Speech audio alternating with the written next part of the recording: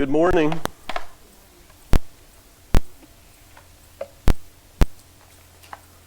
We will be studying chapter 7 in Ecclesiastes this morning. Before we get started, one announcement we have. Wednesday night, Vinny Odo, he's been coming a few months now on Wednesday nights, was baptized into the church. So that happened Wednesday night, so you can reach out to him and encourage him. So this morning, Ecclesiastes chapter 7, I'm going to read verses 1 through 14, and then we'll start to discuss.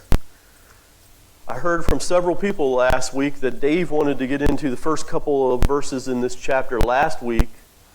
So we have him with a microphone to make some comments if he would like to. And we'll start the reading. A good name is better than a good ointment, and the day of one's death is better than the day of one's birth. It is better to go to a house of mourning than to go to a house of feasting, because that is the end of every man, and the living takes it to heart. Sorrow is better than laughter, for when a face is sad, a heart may be happy. The mind of the wise is in the house of mourning, while the mind of fools is in the house of pleasure. It is better to listen to the rebuke of a wise man than for one to listen to the song of fools. For as the crackling of thorn bushes under a pot, so is the laughter of the fool. And this too is futility. For oppression makes a wise man mad, and a bribe corrupts the heart. The end of a matter is better than its beginning. Patience of spirit is better than haughtiness of spirit. Do not be eager in your heart to be angry, for anger resides in the bosom of fools. Do not say, why is it that the former days were better than these? For it is not from wisdom that you ask about this. Wisdom along with an inheritance is good, and an advantage to those who see the sun. For wisdom is protection just as money is protection, but the advantage of knowledge is that wisdom preserves the lives of its possessor. Consider the work of God, for who is able to straighten what he has bent? In the day of prosperity, be happy, but in the day of adversity, consider, God has made the one as well as the other, so that man will not discover anything that will be after him. Okay.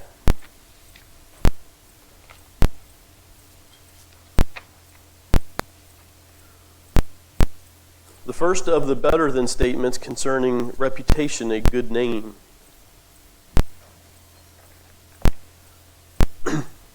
Fathers for centuries have tried to install in their children the value of lifting up the family name through integrity. An entire family can be brought to shame through the foolishness of one of its members. It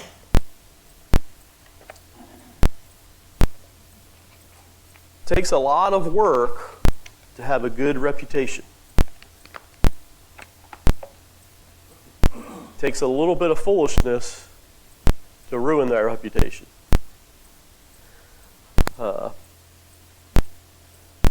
Points out that it is better to have a good name than a good ointment. Since a good ointment may be costly, but it only aids the external. If you're using a good ointment, you're using it on topically. It's not entering your inner self, making one better. I believe the next couple of verses is what Dave wanted to get into last week.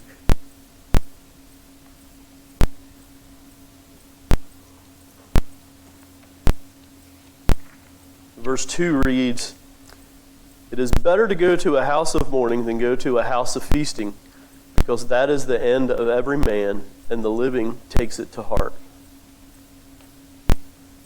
I'll throw verse 3 in there too. "Sorrow is better than laughter, for when a face is sad, a heart may be happy.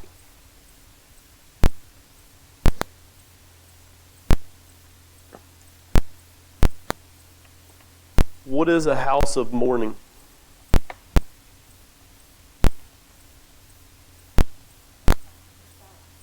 When someone has died. So it is better to go to a funeral than a party, in today's terms.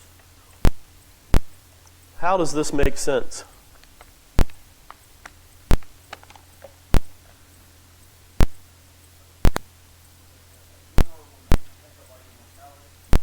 Okay.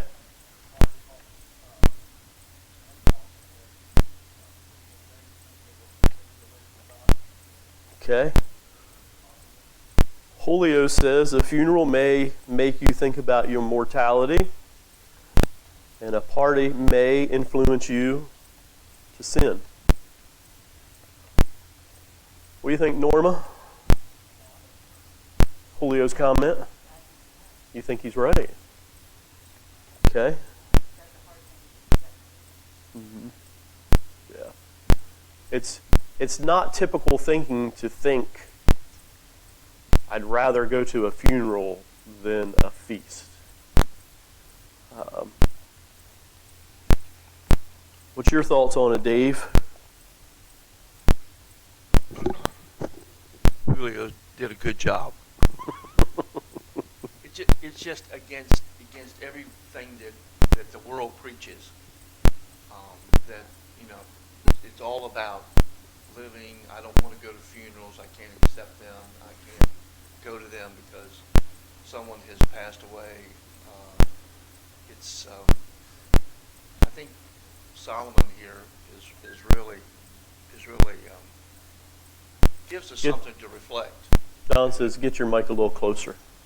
Okay, my mic is a little closer now. Wow, this is anyway. I just think that, you know, Julio's got it. Julio and Norma, this is totally against what society wants us to believe. Mm-hmm. The worst thing that could happen in someone's life is that they die, and that's not true. Mm-hmm. It can be good for everybody. If the person is in a saved relationship with God, it can be good. If the people that are reflecting on that person's life, that can be good too. I think Solomon is showing his wisdom here, mm-hmm. in these words. I think but it's just the opposite of what society believes, and we're not. You know, we're in this world. We're not of this world, mm-hmm. And I think that the comments he makes here, I think, are just fascinating that he wrote them down. Right. Go ahead, Norma. I think he's saying too that you can get wisdom from the death. Mm-hmm. Feasting, you won't get any wisdom. Okay, like we always say, there's very long answer to be away from God. Right. But there's wisdom in humor. There's wisdom in humanity. Yeah. We don't always feel that way. And certainly people that go through one you don't feel that way. You don't, but, right.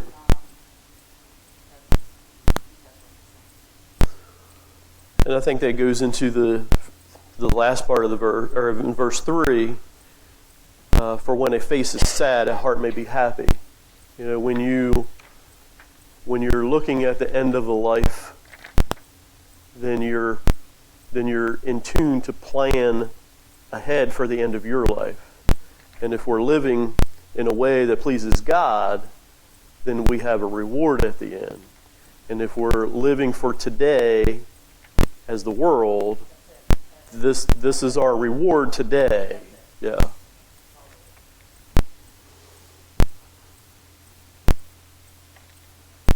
Anybody have anything else to add to that?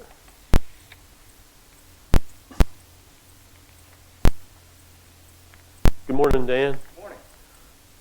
I heard from several people that you did not allow Dave No. to get into these verses last week. No, I did. So thank you. You're welcome. And since I heard that from several people, I decided to mic him up. That's fine. This nice little separation makes him jump Solomon's mindset completely, and even though that might not be there. Because he had just talked about how better it is for the stillborn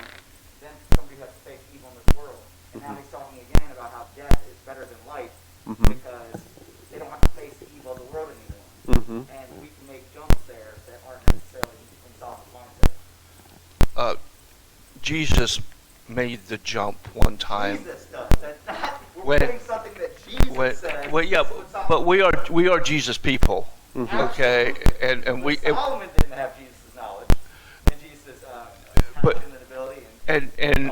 and Jesus did say one time in very impactful statement that it may have been better that Judas had not been born. And to me that tells me a lot. But he also tells me the same thing that kind of what Solomon is saying here, that the fact that he says he shouldn't have been born. It's better for a person not to be born than to suffer eternal damnation. That could be right, but that's not what Solomon Okay. that could be right and not what Solomon's saying. That's all I'm saying. And I think what I'm saying is that it fits a whole lot more into Solomon's mindset and to Solomon's writings from the previous 6 chapters. Just him continuing about how death is better than life because they don't have to face the evils of this world. I think that fits 100% more accurately with what Solomon has been saying. So he's talking about the life on earth, he's ignoring the afterlife, he's not Yes. talking about heaven. Because he's not talked about that before. I mean, he even said that the person who lives, 1,000 years in a stillborn doesn't matter, goes to the same place. Mm-hmm. I mean, he's not, concerned or discussing the afterlife at any point in his writing thus far.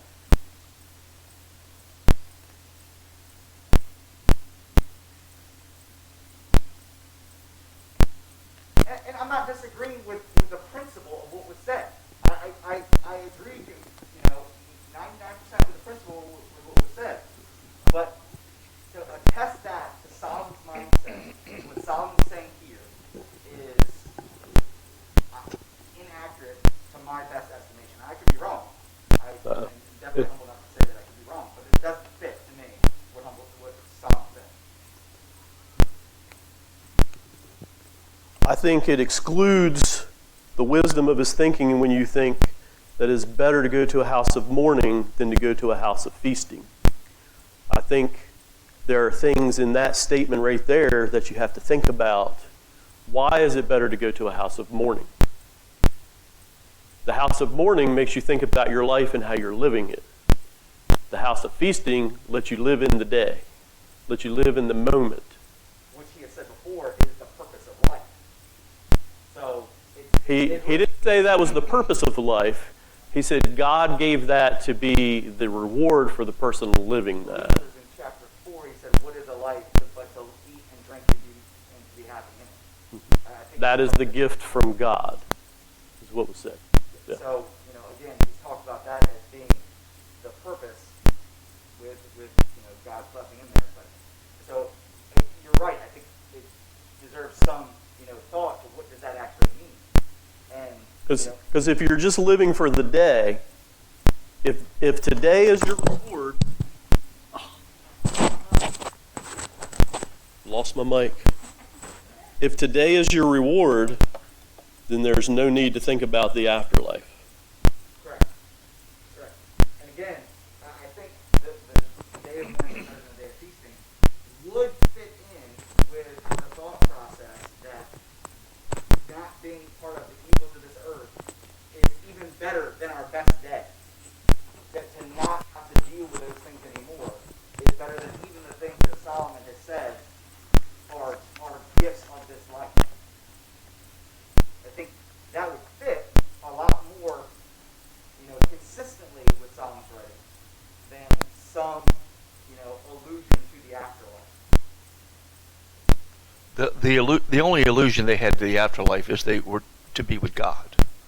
That's the only illusion they had, because heaven had not been a place prepared for those people who were going to be obedient to Christ, the Savior.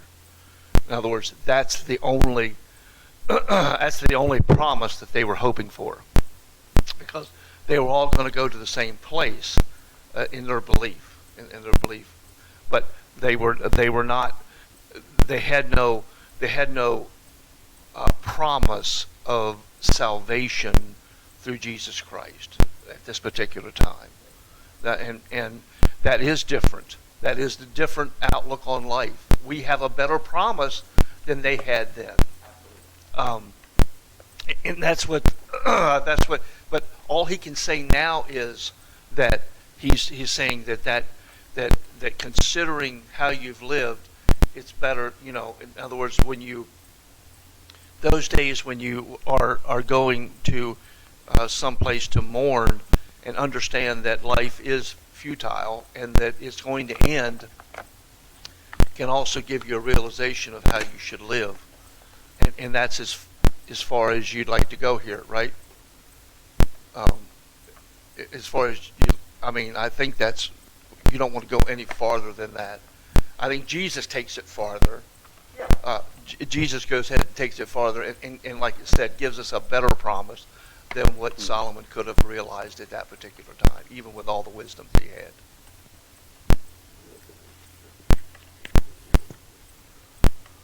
Verse 4, the mind of the wise is in the house of mourning, while the mind of the fool is in the house of pleasure.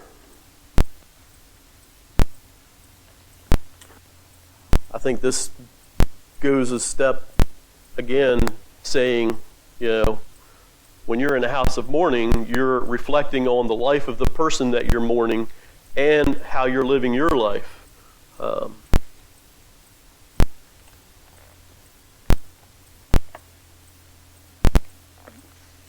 While the mind of fools is in the house of pleasure. Verse 5, it is better to listen to the rebuke of a wise man than for one to listen to the song of fools. For as crackling of the thorn bushes under a pot, so is the laughter of the fool. What does it mean to be rebuked of the wise man?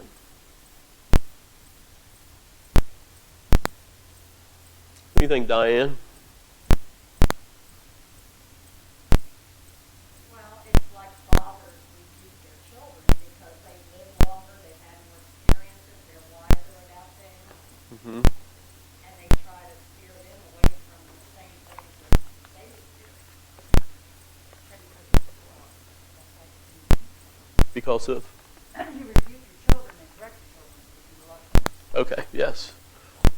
So Diane points out that fathers will rebuke their sons if their sons are doing wrong. Norma points out that it's a rebuke out of love. So you want the right person to rebuke in the right way.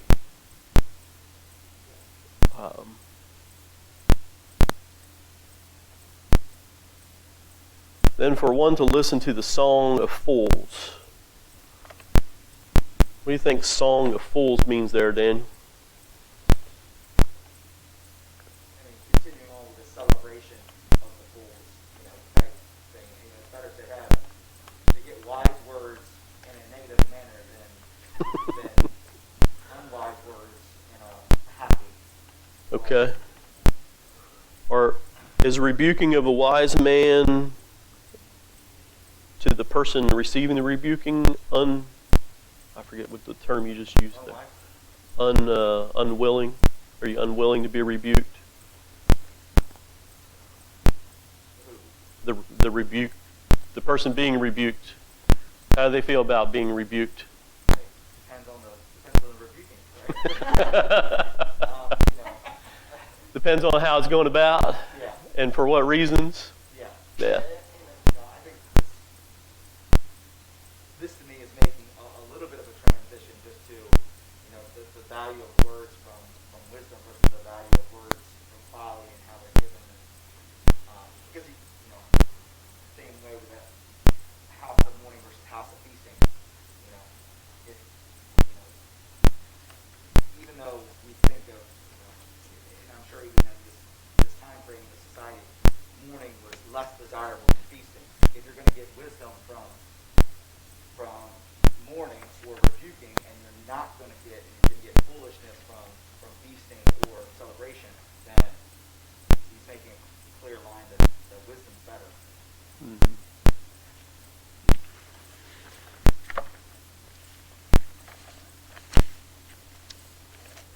The book I have that I got from Dave on Ecclesiastes here, I'm going to read a paragraph or two summarizing verses 2 and 3. When Solomon states that it is better to go to a house of mourning than to go to a house of feasting, he means everyone has to face death one day, not only personally, but also when members of the family or friends pass on. In the house of mourning, men and women will consider seeking forgiveness for those areas where they sinned and falling short of the Word of God. A house of mourning, or funerals, as the world refers to them, has a way of bringing reality to death. It causes us to examine our lives. The time we spend in the house of mourning is an occasion for us to learn, because it is at this point that we get very serious about life and living. Now we are focused to take a look at the state of our life and are more likely to accept lessons on improvement. We want to do the right thing because we are concerned that the next death could be ours. Now that's not Solomon talking there, that's the writer of this book.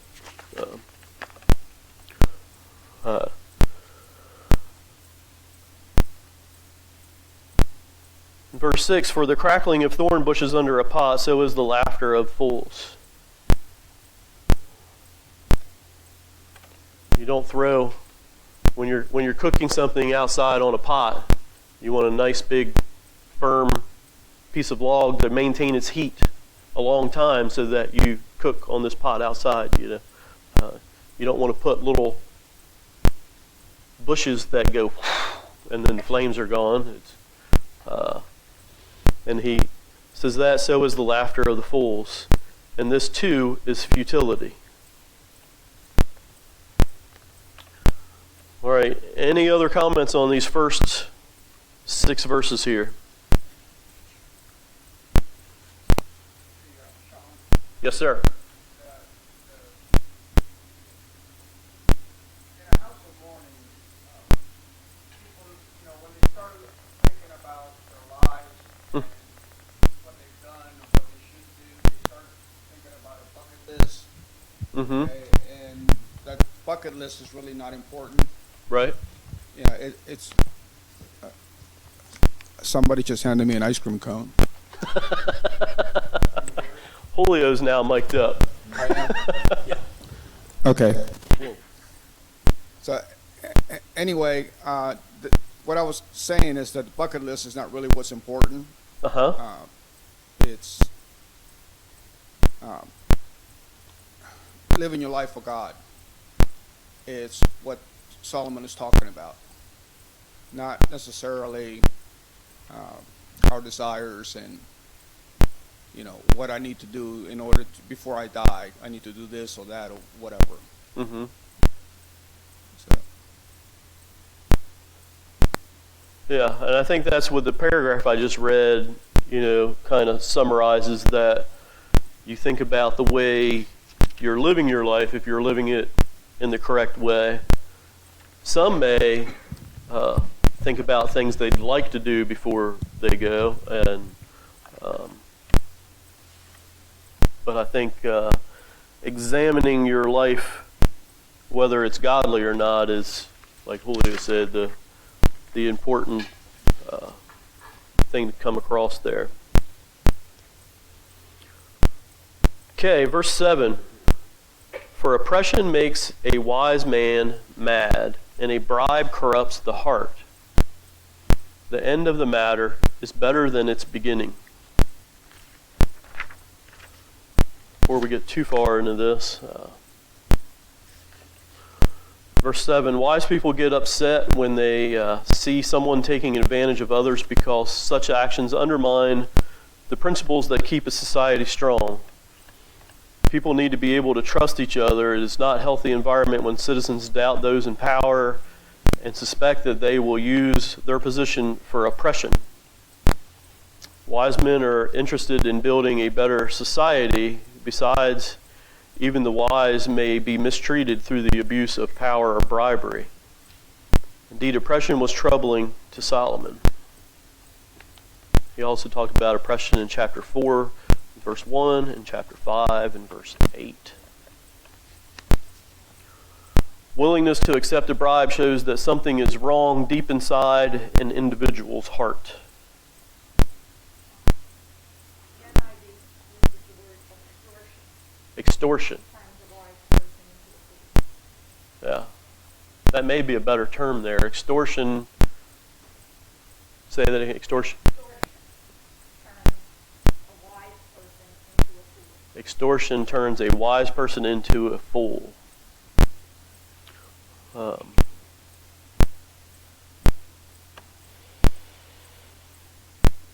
So hardly any talk on the news about oppression right now, or corrupt leaders.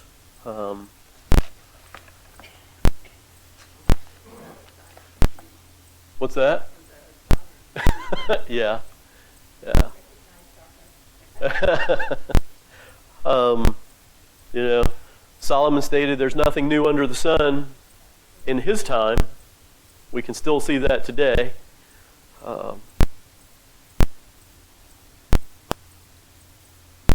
And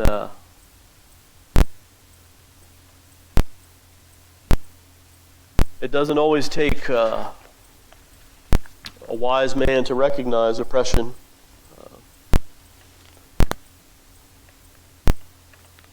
But the oppressed are always oppressed by those who are in power. What do you think when it says willingness to accept a bribe shows that something is wrong deep inside an individual's heart? What do you think, Karen? I think that as a Christian, we should not consider accepting Christ Mm-hmm. against what God wants us to do. Right. So, As a Christian, it would be yeah, now, I know something they weren't against Christians. God. We just talked to Steve and was talking about that they don't have the same hopes that we do. Right? But they still do what God wanted, and God would not have wanted them to accept Christ. So, I think they knew. They knew back then it was wrong. We know it's wrong back here, and if you accept it, then there's something wrong with your heart. You're not doing it. Mm-hmm. What do you think, Daniel? Has Karen got it? It reveals corruption, sickness, and disease, both oppression and bribery, undermine a solid society. While it is best to take verse 7 as another illustration of what angers a wise man, Solomon could have been saying that even a wise man can be blinded by the prospects of easy money gained by accepting a bribe.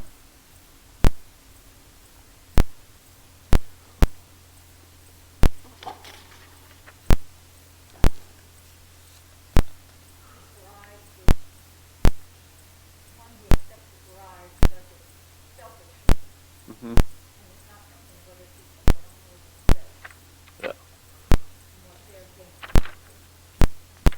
Eleanor says that a bribe is selfishness and you're only thinking about what you're gaining and what not someone else is, how it's hurting someone else. Put that as like the definition of a bribe, because I mean, there's all throughout life where we get something for doing something. Like I go to work, so I get paid for going to work. But that's not necessarily. I don't think they bribe you to go to work. Well, we don't see that as a bribe. But Yeah. I mean, a bribe is a tit for tat, right? You know. So I mean, so there's something inherently in the definition of it's selfish. It's selfish and outside of the normal, you know, rule of law or normal, you know, societal norms or something like that. I mean, that's and it's normally, you know, I think it would be defined as selfish in nature. Yeah. And probably. If you accept a bribe, typically you're going to be doing something that you would not normally do. Like Yeah. if you're bribed to do something, it's an act that you would not do of your own volition. Typically, a wrong act is what. Well, I mean, there are people who have lived lives full of bribes, so it's something that they normally do, but it's something that's outside of what's expected or legal or, Mm-hmm. you know, to preserve money or power or position or, you know, to A keep bribe us. is a legal term or of something that you do wrong. Yeah. Yeah. Bribe is a bribe is a legal term of something done wrong. Bribes are disguised nowadays too. Are disguised. What are they disguised as, Dave? All of a sudden, a person may get a a gift, but there is underlying that is there's expected something, an expected. Gift in return. Yes, yeah, there you go. That's showing up at the World Series if you knew that there was no way that they could launch the World Series. Those types of things. But you know what I'm saying. In other words, bribes are very. It's for those that are cunning, that are trying to get something Mm-hmm. for their own advantage. Mm-hmm.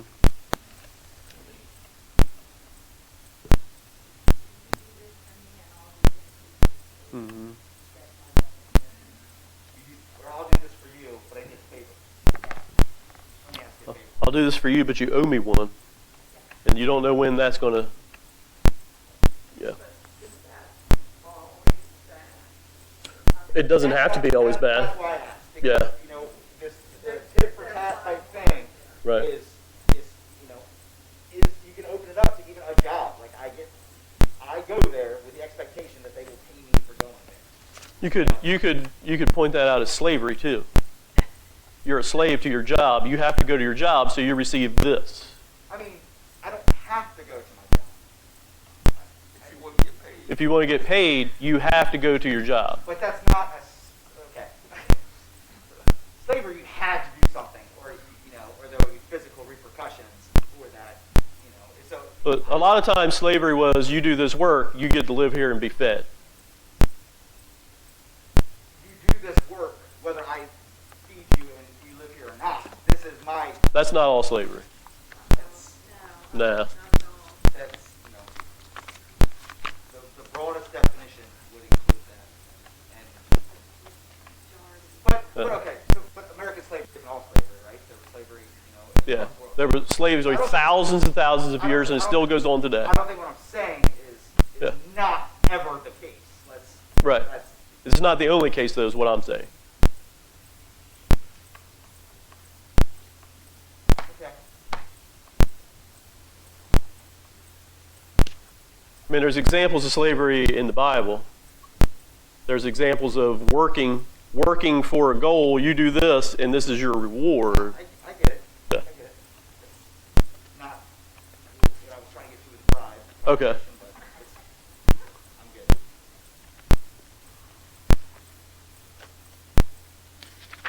Alrighty.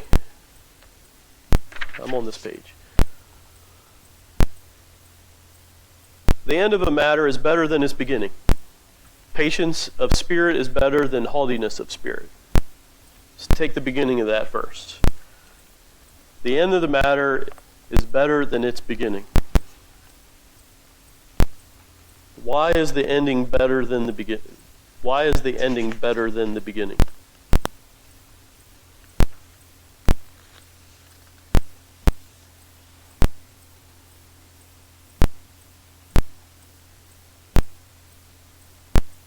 What do you think, Dave?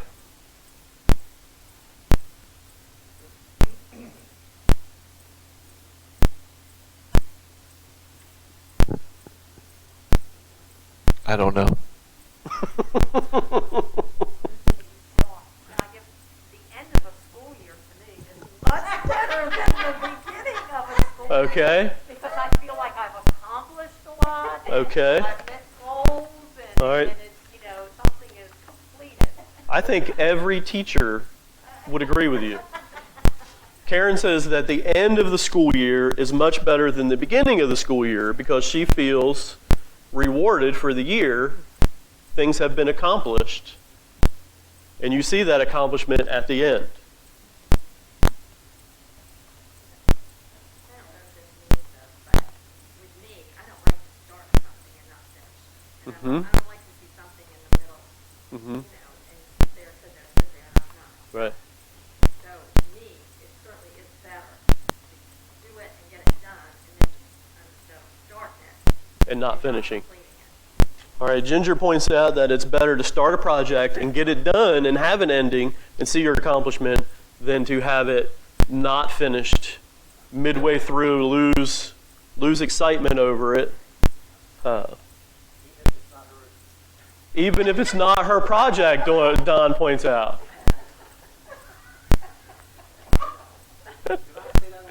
Self-like It's also when you're starting a project, there's so many unknowns, and you're worried about it, and you're looking at conflicts that may occur because you're starting this new project. So at the end, that's all been solved and resolved, and you've made progress. So it's I think I can understand it's hard to start a project. Larry, my commentary reads, Solomon noted in 7:1 that the day of one's death, the end, is better than the day of one's birth, the beginning. In 8, he again stated that the general concept, this time dealing with the events within life, the end of the matter is better than the beginning. This proverb is generally considered to be about patience based on the latter part of the verse. Frequently, a person will give up on a task. This is what Ginger's pointing out, and not seeing it through to its end because of a lack of patience. It's easy to grow tired and become discouraged, but it is better to bring a noble task to its conclusion. Those who quit will never know the satisfaction of fighting through weariness and obstacles to see the task accomplished.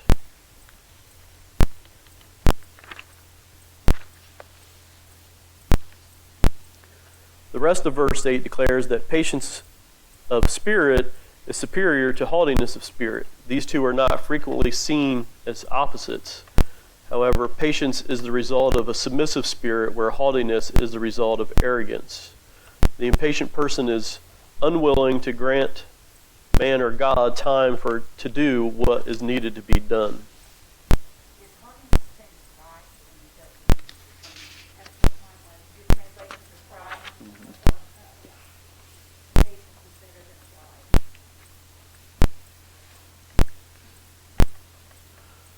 Verse 9, do not be eager in your heart to be angry, for anger resides in the bosom of fools. Daniel, has a wise person ever been angry? Is it wrong every time you're angry to be angry?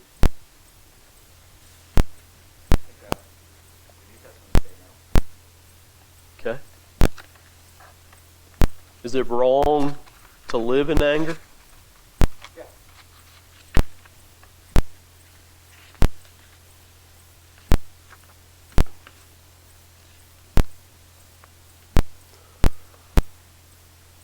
Anger lodges deeply, resides within the personality or bosom of those who, by their quick temper, show themselves to be fools. Their outbursts of anger demonstrates a lack of self-control and discipline. Further, such displays show inconsideration for others and for God, who commands us not to sin in our anger or remain angry.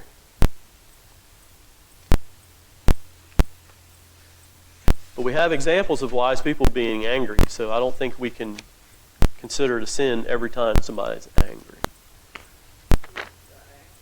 Mm-hmm.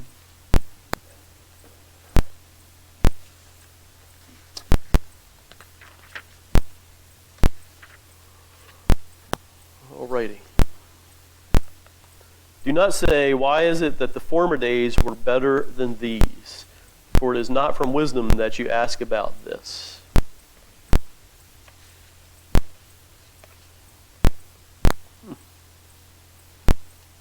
What's it trying to say here, Dave? Verse 10. No, verse 9. No, verse 10. Verse 10.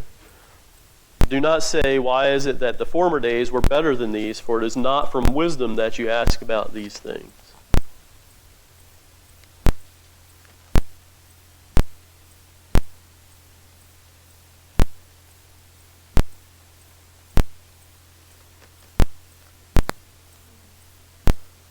I think it's saying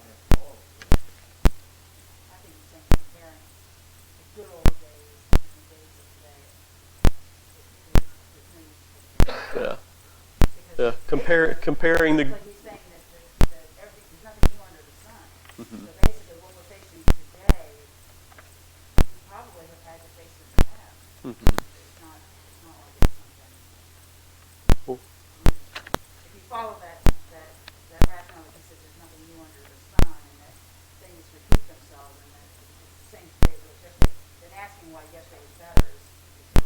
Mm-hmm. That's what I think. Yeah, some people waste their time longing for the past, the former days, recalling years gone by as better than the present.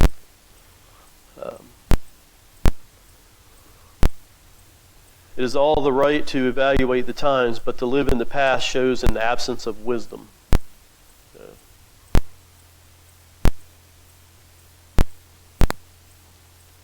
That would sting a little bit, doesn't it? When everybody thinks he's your president, Mm-hmm. isn't that a pretty common thing? How many generations have you said this is the worst generation that's ever been around? Why can't it be like it was in the old days? Yeah, History doesn't repeat itself. yeah. And then there's nothing new under the sun, right?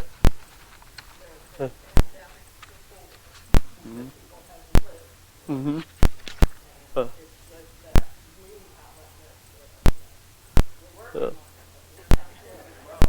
Everyone doesn't live through it. That's not big deal.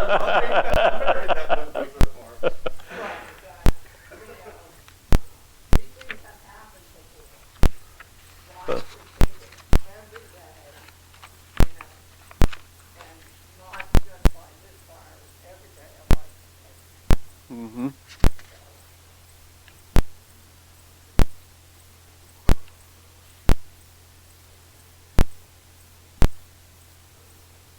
Wisdom along with an inheritance is good and an advantage to those who see the sun. For wisdom is protection just as money is protection, but the advantage of knowledge is that wisdom preserves and lives in its possessors. Dave, how's money a protection? Yeah. How is money a protection?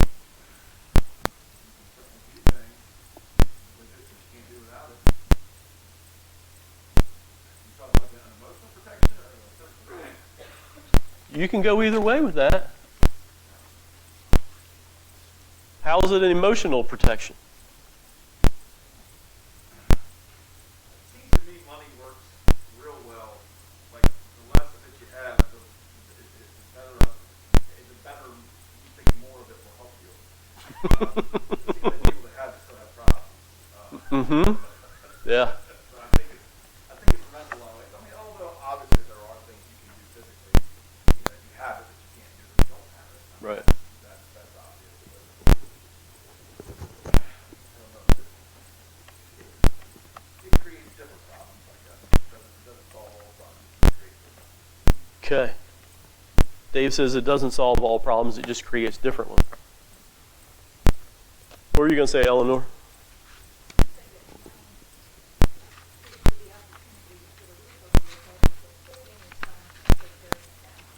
Okay.